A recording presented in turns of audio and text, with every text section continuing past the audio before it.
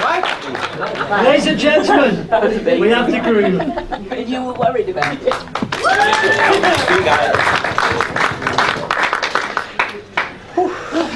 Deep breath. Thanks very much, Mike, for your kind words. Ladies and gentlemen, boys and girls, it gives me great pleasure to finally be able to say my wife and I would very much like to welcome you to our wedding. Firstly, a big thank you to everyone for making the trip up north to share our special day. I'd like to thank the bridesmaids and groomsmen for really turning up today. I'm sure you'll agree they all look great, even you, Sam.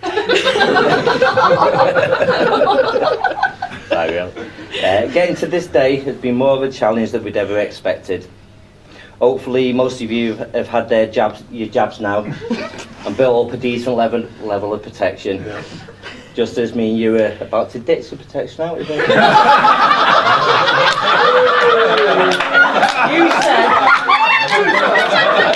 said when we're married.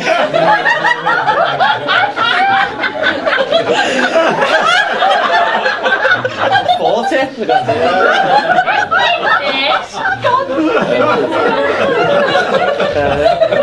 I'd like to say that the planning, replanning again to make this day happen was a 50-50 split between me and Naomi. But I can't say that because it'd be a lie. Although I made such a good job of posting the invites, was entrusted with the task a second time, it's fair to say that the split was more 70-30, 80-20, 90-10, 100. Well, I'm sure you all agree, it looks amazing. The process of selecting the original 64 guests was difficult enough, but then having to whittle it down to the final 28, the wedding planning was starting to resemble something you'd expect to see on the X Factor. One of us adopting the stern, headstrong and decisive characteristics of Simon Cowell, whilst the other was more your Louis Walsh, flapping about in the background, not a clue what's going on, trying to form the next big boy band. I'll let you come to your conclusions as who was who. Right, it says main bit now. Okay. There's a few mentions in my speech, so please ensure you all have a full glass. Lindsay? Egg. Yeah. To get us started, I'd like to raise a glass to those who couldn't be with us today. To the friends and family that played such a huge part in making us the people we are today, who were taken too soon before being able to share our special day. I'd like to give a special mention to Naomi's dad, Chris. From the stories Naomi's told me about her dad, I have no doubt that we would have got on like a house on fire. I'm confident this claim will be backed up later when I get stories out of Rab and Porky. Stories that a daughter probably shouldn't know about. Got a few out of Porky last night, actually.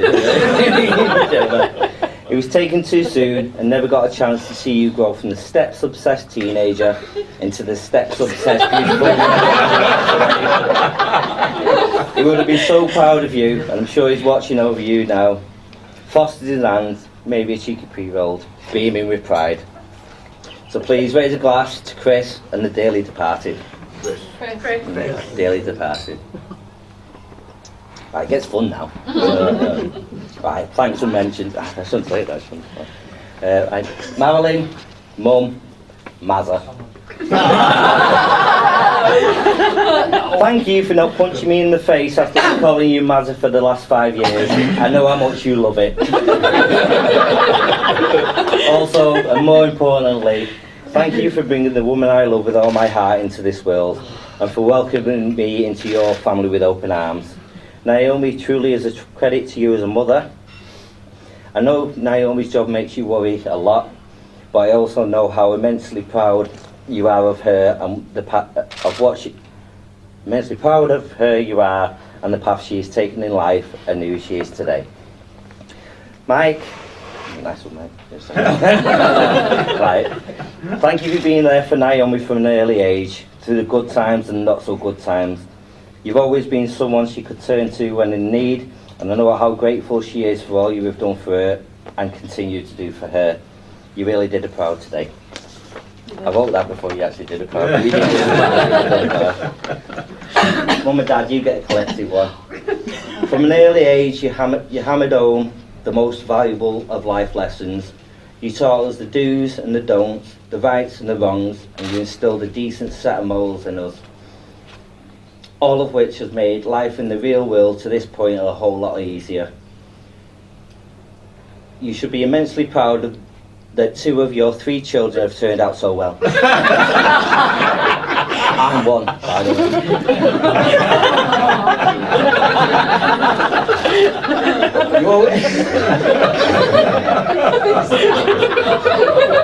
Leave it hanging.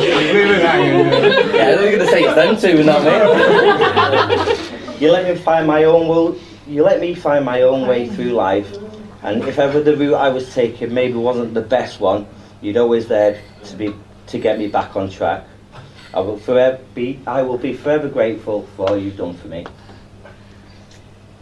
Malk. Yeah, there he is. I just want to raise a glass to Naomi's long-suffering crewmate Malk. Malk and Naomi have been crewmates since she started at NWAS. The tactics these 2 apply to achieving an on-time finish still impresses me to this day. I know it helps me sleep a lot better at night knowing Naomi is out there with somebody she trusts completely and has the utmost respect for as a crewmate and a friend alike, even if it never gets the coffees in. Yeah, they are. She smiles proper coffee and I'm like, ooh, that's for now, Mount Brown. There you go. Right, I think that's everyone you told me to thank, isn't it? Cheers, guys. Yeah, I'm only joking. I'd just like to say, Naomi, how stunning you look today. I mean, wow. Especially when I'm stood up here.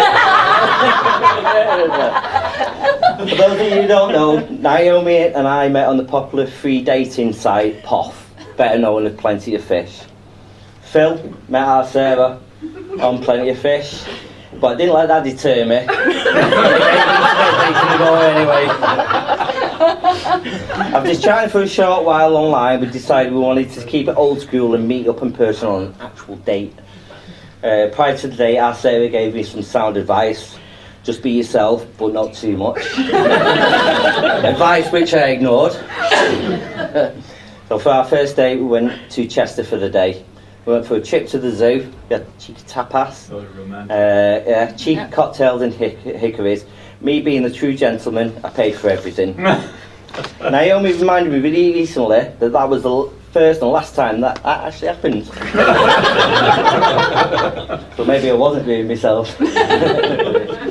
After finishing our cocktails, I remember thinking, as our train left Chester, the day had gone really well. And as day turned into night and back into day again, and we were now in Salford, I remember thinking the day was going extremely well. As dawn broke on day 3 of our first date, I remember thinking, best date ever! And it was on day 3 that I knew you were the one for me. I'd rustled us up a cracking full English breakfast that morning with extra toast. Needed the carbs. And as I looked across at you and then down at your almost clear plate, it was then I noticed something. Pause. You left all your crusts. I left all my crusts. Following a lengthy discussion about how crusts ruin bread and should only ever be eaten when extremely hungry, and after confirming there isn't a shred of scientific evidence that eating crusts will ever give you curly hair, I knew I'd find my one.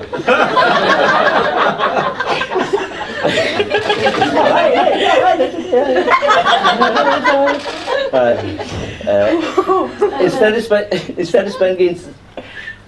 of spending spring 2020 getting fitted in your wedding dress, you were getting fitted top to toe in PPE. Yeah. You look well fitting anyway. Not once did you complain or moan about the wedding postponement, although I know deep down you were heartbroken. You had to deal with the uncertainty of COVID at work whilst replanning our big day and did what you did best. You just got on with it, putting everybody else first before yourself. We're relatively latecomers to all this growing up malarkey, especially when I see many of my schoolmates now becoming grandparents. And at my old age of 40. That sort of school where it does.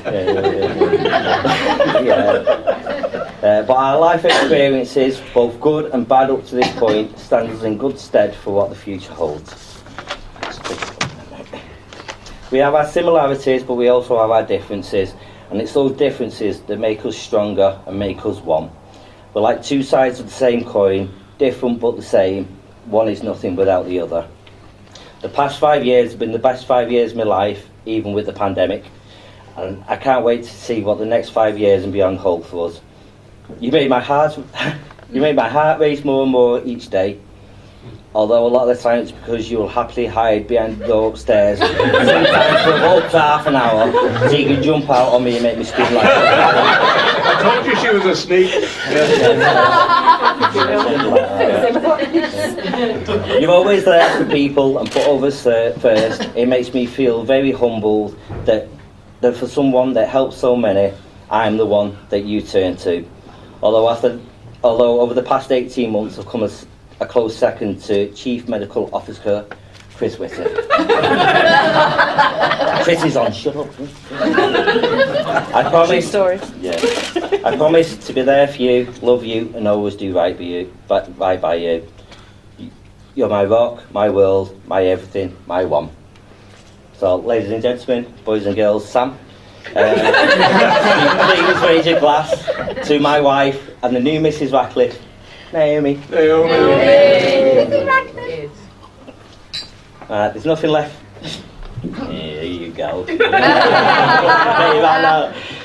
nothing left for me to say other than to hand you over to my best man, Gaz. I was Gaz's best man at his wedding almost 20 years ago. Sorry. I bet he was thinking he'd gotten out of returning the favour. Gaz shouldn't be fazed by the cameras and speaking in front of an audience, as back in the day he was a budding young actor, well, extra. With appearances in Corrie, EastEnders, Hollyoaks, to name a few.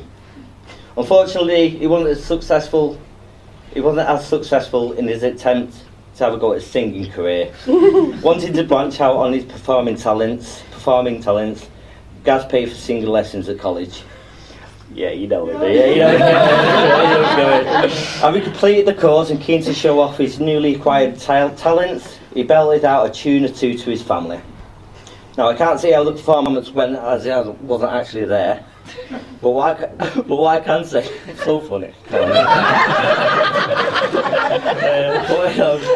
what I can say is that I know Gaz's mum, Penny, was successful in obtaining a full refund of all the singing lessons. In response, when asked for the reason for wanting the refund, pop it, cover your ears. You can't fucking sing, can you? It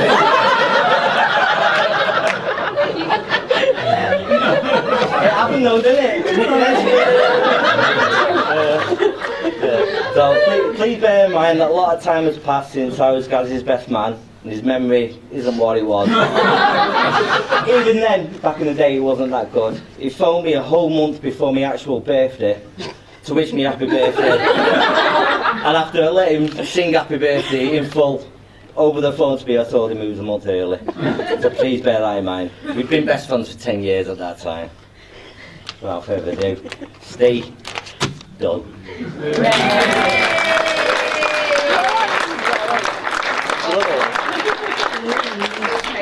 No, that's all it is.